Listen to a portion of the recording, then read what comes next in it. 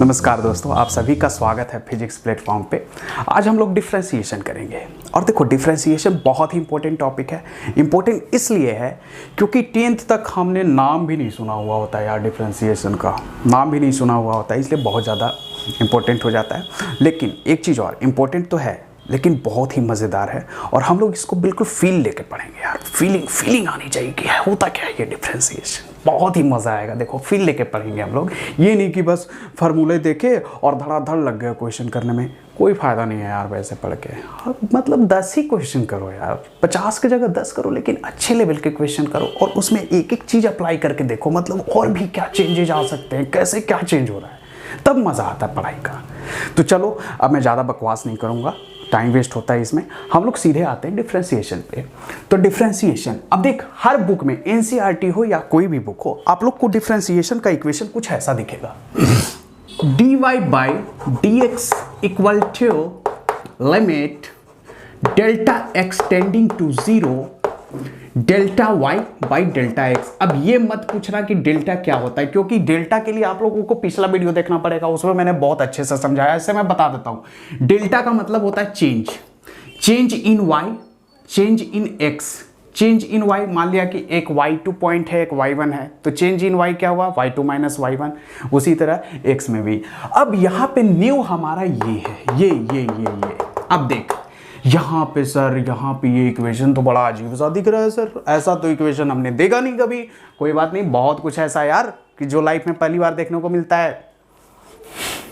चलो देखो, तो limit delta x tending to 0 है। अब यहाँ पे ये लिमिट का मतलब ये आ रहा है समझ में कि सर कुछ ना कुछ लिमिटेशन यहाँ पे है। जैसे आप लोगों का जब भी एग्ज़ाम आता है तो घर वाले बिल्कुल लिमिटेशन में कर देते हैं, तुम्हें 1 घंटे से ज़्यादा टीवी नहीं देखना है, टाइम वेस्ट मत करो, जाके पढ़ाई करो। तो क्या है, टाइम लिमिट तुम्हारा कर दिया जाता है कि ये काम इतने ही घंटे, 1 घंटा से ज़्यादा टीवी नहीं देखना। खासकर अमेजॉन प्राइम तो बिल्कुल नहीं देखना है। अमेजॉन प्राइम तो बिल्कुल नहीं देखना है। और अमेजॉन प्राइम पे भी कौन सा वो था, हाँ मिर्ज़ापुर तो बिल्कुल, कुछ बच्चे ऐसे थे कि मिर्ज़ापुर जब आया था सीजन तो एक रात में ही सारा एपिसोड निपटा दिया, एक रात में भाई। लेकिन एग्जाम टाइम क्या होता है, लिमिटेशन होता है, इतनी ही देर टीवी देखना है। तो यहाँ भी देखो लिमिट, किसका लिमिट लगा दिया, डेल्टा एक्स का। अब यहाँ डेल्टा एक्स का लिमिट लगा हुआ है, तो delta x tending to 0, delta मतलब चेंज इन एक्स, मतलब चेंज इन एक्स बिल्कुल 0 होना चाहिए, मतलब एक्स में कोई चेंज ही ना हो। टेंडिंग टू 0 इक्वल टू 0 नहीं है, टेंडिंग का मतलब है कि चेंज इन एक्स बिल्कुल 0.00001। अब कुछ लोग बोलेंगे ऐसा कैसा, टेंडिंग टू 0 तो कुछ भी हो सकता है, तो ऐसे कर दो 0.000000001, बिल्कुल हो सकता है यार। अब देखो यहाँ पे ये तो समझ में आ गया कि सर ये डेल्टा एक्स टेंडिंग टू 0 का मतलब है कि चेंज इन एक्स बिल्कुल 0 को टेंड करना चाहिए। अब यहाँ पे ये है dy बाई dx, सर ये क्या बताता है, ये भी तो नया है। तो देखो ये बताता है बच्चे स्लोप, ये बताता है स्लोप। अब तुम लोग बोलोगे कि सर पिछले क्लास में तो आपने कुछ और ही बताया था। तो देखो पिछले क्लास में मैंने ये बताया था, ये स्ट्रेट लाइन का इक्वेशन होता है, कुछ ऐसा दिखता है स्ट्रेट लाइन। अब यहाँ पे देखो ये जो m है, x का कोफिशिएंट, वो मैंने बताया था कि स्लोप होता है। अब तुम लोग बोलोगे तो सर यहाँ ठीक तो था सर, x का कोफिशिएंट ही जब स्लोप होता है तो सर आपने dy बाई dx को स्लोप कैसे कर दिया। अरे समझो, याद है पिछले क्लास में मैंने क्वाड्रेटिक का भी ग्राफ बनाया था। वो ग्राफ भले ही ऐसा होता था ऐसा, लेकिन हम लोग निगेटिव साइड वाला नहीं ले रहे हैं, सिर्फ पॉजिटिव साइड वाला ले रहे हैं। अब याद करो तुम लोग कि पिछली क्लास में मैंने ये ग्राफ तो बनाया था बच्चे, लेकिन क्या इस ग्राफ के स्लोप के बारे में कोई भी चर्चा किया था? नहीं किया था, नहीं करा था, बिल्कुल नहीं करा था। तो यहाँ पे देखो दोनों में हम लोग कंपेयर करेंगे कि क्या डिफरेंस है स्लोप का। तो स्लोप का डिफरेंस देखने के लिए देखो मैं ये मिटा देता हूँ। अब देखो यहाँ पे है क्या, अगर इस वाले लाइन का देखो तो हर जगह स्लोप दिख रहा है, सेम स्लोपिंग सेम है। ऐसे भी अगर देखो इंक्लिनेशन से, तो यहाँ पे अगर निकालना है तो ये थीटा, यहाँ पे भी देखना है तो थीटा, ये दोनों थीटा थीटा, यहाँ पे भी देखना है तो थीटा। लेकिन इस वाले में अगर देखें तो यहाँ कोई भी एक पॉइंट ए मैं लूँ, एक पॉइंट बी लूँ और एक पॉइंट सी लूँ, तो अगर ए और बी ज्वाइन करता हूँ मैं तो एक लाइन मुझे ऐसा मिला बच्चे, इसे मैं मान रहा हूँ θ1। अगर मैं B और C ज्वाइन करूं तो यहाँ पे मुझे कुछ ऐसा मिलेगा, मैं कलर चेंज कर लेता हूँ, लाइक दिस, ये हो गया θ2। अब यहाँ पे दिख रहा है कि θ2 जो है वो बड़ा है θ1 से। तो एक बात बताओ, तुम्हें नहीं लग रहा है कि सर दोनों में डिफरेंस ये है कि इसमें तो हर जगह स्लोप सेम है, लेकिन यहाँ सर स्लोप अलग अलग है। तो अलग अलग है तो यहाँ हर पॉइंट पे भी स्लोप अलग अलग होगा, क्योंकि 2 पॉइंट चूज करके लाइन जब ड्रॉ कर रहे हो तो कुछ अलग आ रहा है, इसके लिए कुछ अलग आ रहा है। तो सिंगल पॉइंट, किसी एक पॉइंट पे भी अगर स्लोप निकालना हो तो वो भी अलग आएगा। अब सुनो, अगर स्ट्रेट लाइन में हम देखें तो देखो 2 पॉइंट को चूज कर रहे हो, वो ऐसा बनेगा। इस पॉइंट पे भी 2 पॉइंट का भी स्लोप यही है और इस पॉइंट पे भी छोटा सा देखें तो ये भी स्लोप उतना ही आ रहा है। तो यहाँ पे एक पॉइंट और पूरे लाइन सबका स्लोप सेम है, लेकिन यहाँ पे अलग अलग है। अब अलग अलग स्लोप है तो इसका स्लोप निकालने के लिए किसी एक पार्टिकुलर पॉइंट पे अगर स्लोप निकालना है तो इसीलिए हम लोग डिफरेंशिएशन करते हैं। आया समझ? हाँ, तो अब देखो बच्चे, यहाँ पे क्या है कि हमें ये पता चल गया कि किसी एक पार्टिकुलर पॉइंट पे अगर हमें स्लोप निकालना है तो हमें करना पड़ेगा डिफरेंशिएशन। अब देखो इसका मतलब समझो, क्यों, कैसे। तो अगर किसी पार्टिकुलर पॉइंट पे हमें स्लोप निकालना है तो हमें बनाना पड़ता है टेंजेंट। याद रखना, टेंजेंट बनाना पड़ता है उस पॉइंट पे। टेंजेंट का मतलब तुम लोग ऑलरेडी समझते होगे। टेंजेंट ये होता है कि किसी भी कर्व को एक सिंगल पॉइंट पे टच करे, किसी भी कर्व को। तो कभी भी ग्राफ कर्व शेप में हो, और अगर हमें स्लोप निकालना हो तो हमें क्या बनाना पड़ेगा, इस पॉइंट पे टेंजेंट बनाना पड़ेगा। अब सुन, इस पॉइंट पे हमें निकालना है तो मैं इस पॉइंट को मान लेता हूं x1। अब मैंने स्लोप का बताया था आप लोगों को फार्मूला, पहले लेक्चर में जो हमने ग्राफ करा था उसमें क्या होता था, याद कर, delta y by delta x, यही होता था। अब देख, अब डेल्टा वाई होता था बच्चे y2 माइनस y1 और डेल्टा x होता था बच्चे x2 माइनस x1। अब देखो x1 ये है, हमें स्लोप निकालना है तो चेंज जरूरी है लेना। तो मैं x1 यहाँ लिया, x2 यहाँ ले लिया, x2। तो ये जो चेंज आया, ये चेंज हमारा डेल्टा x है। और तो मैं यहाँ पे ऐसे बना देता हूँ, यहाँ छोटा सा ट्रायंगल दिख रहा होगा आपको, ये डेल्टा y और ये है हमारा डेल्टा x। स्लोप होता है delta y by delta x। लेकिन ये delta y by delta x तब होता जब पॉइंट दूर दूर होते, तब तो हम ये कर पाते कि एक 4 है तो एक 2 है। यहाँ पे एक बात बताओ, सिंगल पॉइंट पे अगर हमें चाहिए, इस पॉइंट पे स्लोप चाहिए, तो तुम्हें नहीं लगता कि सर दो जो पॉइंट है ये दोनों बिल्कुल आपस में कॉन्साइड कर जाएं? ये x2 भी है, बिल्कुल x1 के पास होना चाहिए, तभी तो ये टेंजेंट बनेगा, वरना ये टेंजेंट नहीं बनेगा। तो देखो, इस x2 को x1 के पास लाना है तो डेल्टा x क्या होगा, टेंडिंग टू 0। और यही टेंडिंग टू 0 यहाँ लिखते हैं हम लोग। यहाँ देखो, ये देखो, अब यही टेंडिंग टू 0 लिखते हो तो ये पॉइंट बिल्कुल क्लोज आ जाता है, बहुत ही नज़दीक आता है। और इस तरह से ये हमारा क्या बन जाता है, एक सिंगल पॉइंट का टेंजेंट। और यही इस पॉइंट पे हमें क्या देता है, स्लोप। और इसी को लिखा जाता है dy बाई dx। अगर ये थीटा सिंगल पॉइंट पे, अगर ये थीटा निकालना है बेटे सिंगल पॉइंट पे, तो हमें इस थीटा का जो tan थीटा होगा वो किसके बराबर होगा, dy बाई dx के। ये आप लोग याद रखोगे। Got it? तो ये आ गया, ये फार्मूला देखो यही है। अब मैं आप लोगों को dy बाई dx निकालना सिखाऊंगा। dy बाई dx ये जो डिफरेंशिएशन है, इसका अपना एक फॉर्मूला होता है वो अब देखेंगे हम लोग। हाँ, अब देखो यहाँ पे ये तो पता होगा आपको, x की पावर 0 भी 1, y की पावर 0 भी 1, 100 की पावर 0 भी 1। अब देख y इक्वल टू एक्स की पावर n है और यहां है y equal to a x की पावर n। अब देखो ये y किस पे डिपेंड कर रहा है, x पे। जैसे जैसे x चेंज होगा बच्चे वैसे वैसे y भी चेंज होगा। बिल्कुल सही, बिल्कुल सही।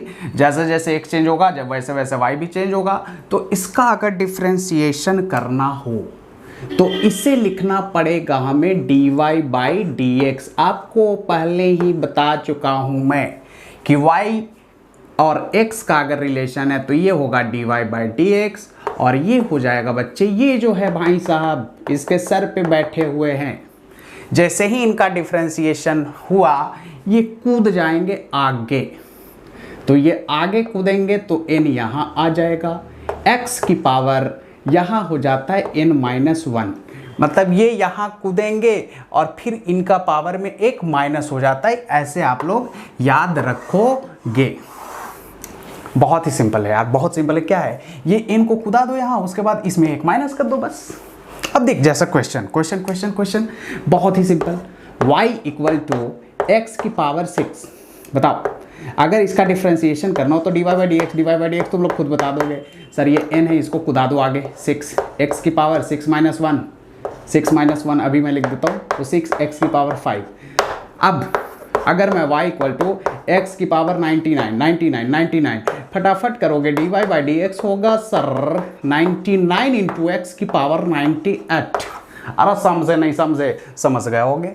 अब तुम लोग बोलोगे सर ये क्या है, तो ये देख इसमें कोफिशिएंट मतलब दिख नहीं रहा था कुछ, तो 1 है, इसमें दिख रहा भाई कोफिशिएंट।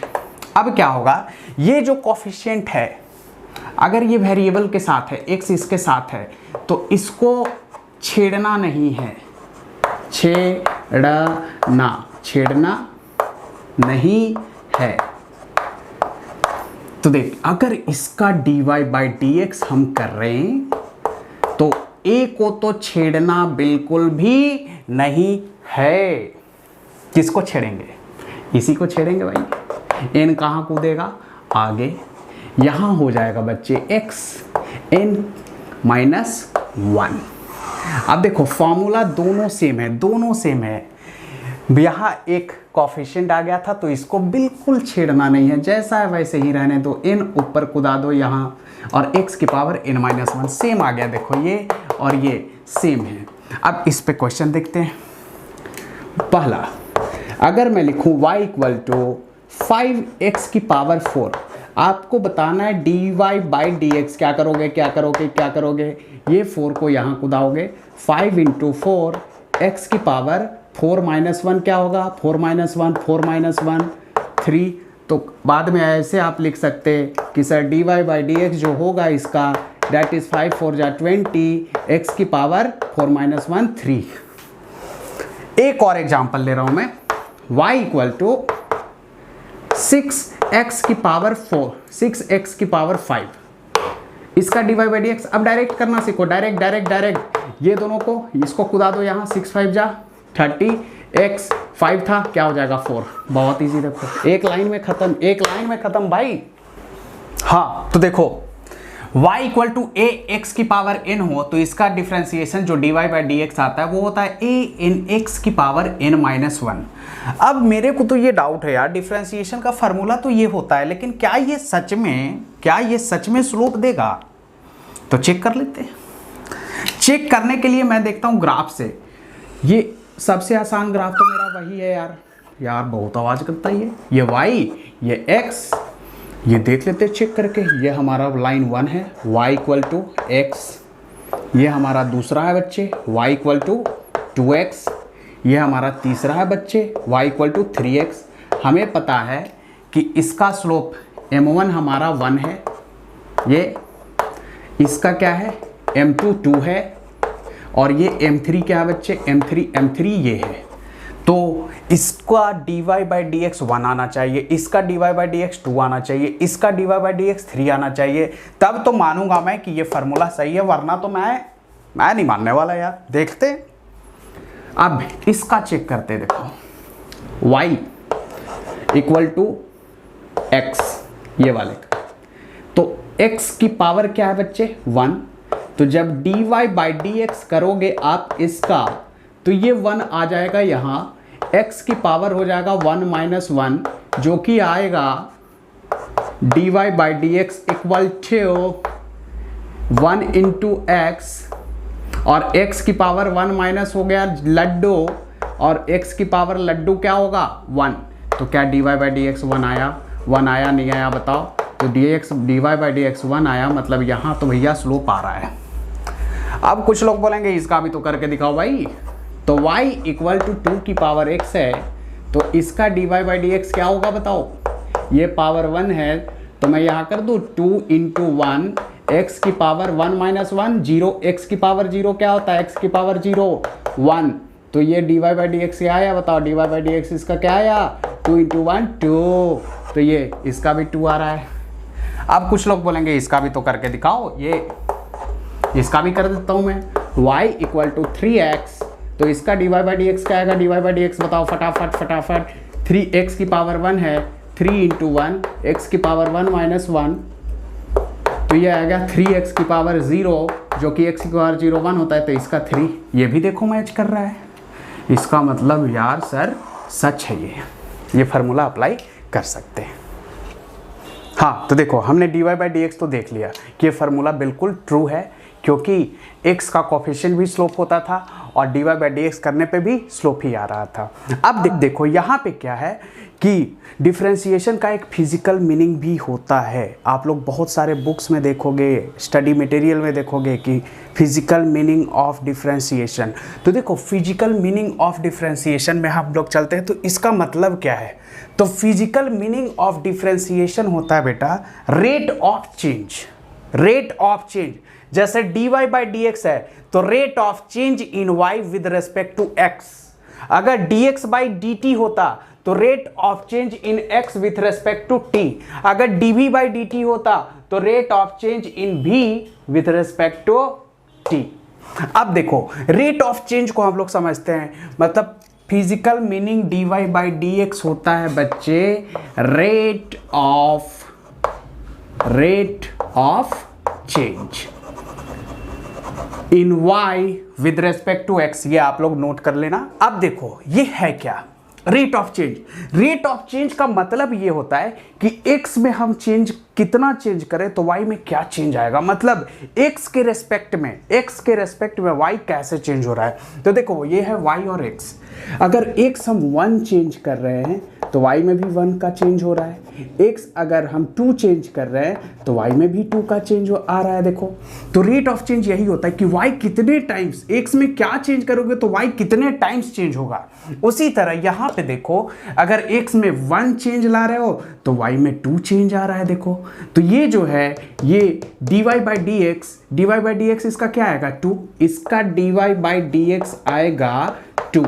और यहाँ पे देखो ये अगर 1 बढ़ रहा है तो ये हमारा 2 बढ़ रहा है, अगले फिर 1 पे ये 2 बढ़ रहा है। देखो उसी तरह यहाँ अगर देखो तो ये 1 बढ़ रहा है तो ये 1 ही बढ़ रहा है, क्योंकि इसका dy बाई dx क्या आएगा बच्चे 1। उसी तरह अगर हम लोग यहाँ पे देखें तो यहाँ पे अगर देखें हम लोग तो इसका dy बाई dx आ रहा है 3, मतलब अगर x में 1 चेंज आएगा तो y में 3, बिल्कुल x में 1 है तो y में 3। तो आया समझ में, रेट ऑफ चेंज भी बोला जाता है डिफरेंशिएशन को। अब रेट ऑफ चेंज क्या है, स्लोप ही तो है। हाँ तो देखो मैंने आप लोगों को स्ट्रेट लाइन के लिए तो समझा दिया अच्छे से। अब देखते हैं हम लोग क्वाड्रेटिक का। तो क्वाड्रेटिक का ग्राफ सबसे पहले बनाएंगे बच्चों। ग्राफ कैसा होता है ग्राफ भाई, तो ग्राफ आप सभी को पता होगा, ये y और ये x। यहां भी मैं ले लेता हूं ऐसे, क्या ग्राफ इसका माउथ x स्क्वायर का कोफिशिएंट अगर पॉजिटिव है तो माउथ ग्राफ का अपवर्ड होता है। ये हमने पहले लेक्चर में पढ़ा था इक्वेशंस एंड देयर ग्राफ में। ये है हमारा ग्राफ किसका, y equal to x square का। अब सुनो, अगर x 1 है तो y क्या है बच्चे 1, अगर x हमारा 2 है तो y 2 2 जा हो जाएगा 4। x अगर हमारा 3 है बच्चे 3 तो y आ जाएगा हमारा देखो 9। Got it. अब सुनो यहां पे देखो, यहां पे क्या है कि स्ट्रेट लाइन में आपने देखा था, ये स्ट्रेट लाइन में आपने देखा था ये y और x हो, और ये स्ट्रेट लाइन है तो हर जगह स्लोप सेम है। हर जगह देखो ये एंगल सेम है, tan थीटा ही स्लोप होता है, और slope delta y by delta x भी होता है, dy बाई dx भी होता है। ये सब आप लोग सीक्वेंस में अगर लेक्चर देखोगे तो सब आपको अच्छे से समझ में आ जाएगा। तो यहाँ पे स्लोप हर पॉइंट पे सेम है, लेकिन मैंने आप लोगों को बताया था कि कोई भी कर्व फॉर्म का ग्राफ हो तो हमें किसी एक पार्टिकुलर पॉइंट पे स्लोप निकालना है तो हमें ड्रॉ करना पड़ता है टेंजेंट। यहाँ पे कैसा होगा बच्चे, कुछ ऐसा होगा सर, और फिर यहाँ पे और भी कुछ ऐसा होगा। अब देखो अगर मैं इसका dy बाई dx करूं तो ये आएगा, याद करो फॉर्मूला क्या था, n into n minus 1। n कौन है 2 इंटू एक्स की पावर 2 माइनस 1, तो इसका dy बाई dx आ रहा है बच्चे 2 माइनस 1, ये आ जाएगा 2x। तो डैट मीन्स इसका स्लोप क्या है 2x के बराबर। अब देखो स्ट्रेट लाइन में तो स्लोप कांस्टेंट आता था, लेकिन क्वाड्रेटिक इक्वेशन में स्लोप देखो वेरिएबल है। कैसे, अगर x इक्वल टू 1 पे स्लोप मैं बोलूँ, x इक्वल टू 1 पे, तो ऐसे लिखते हैं उसको dy by dx at x equal to 1, तो ये आ जाएगा 2 इंटू 1, तो ये है 2। Got it. अगर मैं 2 पे बोलूँ तो dy by dx at x equal to 2, ये आ जाएगा बच्चे 2 2 जा 4। तो देखो यहाँ पे स्लोप कम है, 1 पे स्लोप कम है, 2 पे स्लोप ज़्यादा है, और ये डिफ्रेंशिएट करने पे भी वैसा ही कुछ पैटर्न दे रहा है ये कि जैसे जैसे आगे बढ़ते जाएगा वैसे वैसे स्लोप भी बढ़ते जाएगा। अब देखो हम लोग क्वाड्रेटिक का रेट ऑफ चेंज पे भी बात कर लेते हैं। तो यहाँ पे देख बच्चे रेट ऑफ चेंज क्या हो रहा है, तो यहाँ पे वहाँ पे हर जगह रेट ऑफ चेंज सेम था क्योंकि स्लोप भी सेम था। यहाँ पे हर जगह रेट ऑफ चेंज अलग अलग होगा क्योंकि स्लोप भी अलग अलग है, क्योंकि dy by d x slope x equal to 1 पे 2 आ रहा है, dy by d x x equal to 2, that mean slope 2 पे 4 आ रहा है। अब ये तो पार्टिकुलर 1 और पार्टिकुलर 1 और पार्टिकुलर 2 की बात है। अगर किसी दो पॉइंट के बीच भी लोगे तो वो भी अलग अलग आएगा। तो देखो यहाँ पे क्या है कि अगर मैं 0 से 1 देखूं, 0 से 1 जब जा रहा है ये, तब तो ये 1 जा रहा है, लेकिन अगर यहाँ 1 से 2 में x का तो गैप 1 है बच्चे, लेकिन 1 पे वैल्यू 1 था y का, 2 पे कितना है 4, तो ये चेंज आ रहा है 3 का। पहले वाले में तो 1 में 1 ही चेंज हो रहा है, लेकिन दूसरे वाले में x अगर 1 चेंज हो रहा है तो y 3 चेंज हो रहा है। उसी तरह इस वाले में देखो अगर x 1 चेंज हो रहा है 2 से 3 में, तो y कितना चेंज हो रहा है, y 9 माइनस 4 सर 5 का चेंज आ रहा है। तो यहाँ पे भी हमें ये देखने को मिल रहा है कि अगर स्लोप डिफरेंट होगा तो हमारा रेट ऑफ चेंज भी अलग अलग होगा। Got it. इसी को बोलते हैं नॉन यूनिफॉर्म। यूनिफॉर्म मतलब हर जगह सेम, नॉन यूनिफॉर्म मतलब हर जगह अलग अलग। Got it. बहुत इजी है। अब देखो अगले क्लास में, मैंने आज का लेक्चर मैं यहीं पे एंड कर रहा हूँ। मैं आप लोगों को कुछ फॉर्मूले दे रहा हूँ डिफरेंशिएशन के जो आपको याद करने हैं। जैसे ही आप लोग देखोगे कि बहुत सारे फार्मूले आप लोग को याद करने के लिए बोला जाता है, लेकिन मैं बता रहा हूँ फिजिक्स में इतने का ही यूज़ है। इतना अगर आपको याद है तो मुझे नहीं लगता इससे ज़्यादा करने की ज़रूरत है, और भी जो एक्स्ट्रा है मैं करवाऊँगा, लेकिन इतना मोस्ट इंपॉर्टेंट है। सबसे ज़्यादा इंपॉर्टेंट जो है इतने फार्मूले हैं, आपको ये याद रखना है। तो आप कैसे याद रखोगे बताओ बताओ बताओ बताओ बताओ। तो एक बात बताओ, साइन थीटा का डिफरेंशिएशन कॉस थीटा का माइनस साइन थीटा। तो ये सब आप लोग अच्छे से याद कर लोगे, ये सारे फंक्शन का ये याद ही कर लोगे, इसको डिराइव करने की ज़रूरत नहीं है। मेन हमारा मुद्दा था कि हम लोग सर कैसे समझे डिफरेंशिएशन को। तो डिफरेंशिएशन आप लोगों को अच्छे से समझ में आ चुका है। हमारा ट्रेंड जो है बच्चे, हमारा ट्रेंड ये रहेगा कि एक क्लास में हम लोग सिर्फ कंसेप्ट्स को समझेंगे बहुत अच्छे तरीके से और दूसरे क्लास में उसके क्वेश्चंस करेंगे। जैसे कि पिछले 2 लेक्चर में देखा होगा आप लोगों ने कि हमने एक क्लास में पूरा कंसेप्ट्स करा था, उसके बाद जितने भी न्यूमेरिकल्स मैंने सेकेंड क्लास में करवाए थे वो देखना यूँ हुआ था हम लोगों से, यूँ। तो यही ट्रेंड हमारा चलते रहेगा। और प्लीज़ आप लोग ज़्यादा से ज़्यादा वीडियो को लाइक, शेयर और सब्सक्राइब करें, यही आप लोगों से रिक्वेस्ट है, ताकि मैं भी आप लोगों के लिए और अच्छे अच्छे वीडियोस बना के लाऊं और अच्छे अच्छे क्वेश्चंस लाऊं और अच्छे और क्या इंप्रूव किया जा सकता है ये भी आप लोग बताओ। तो दैट्स ऑल फॉर टुडे।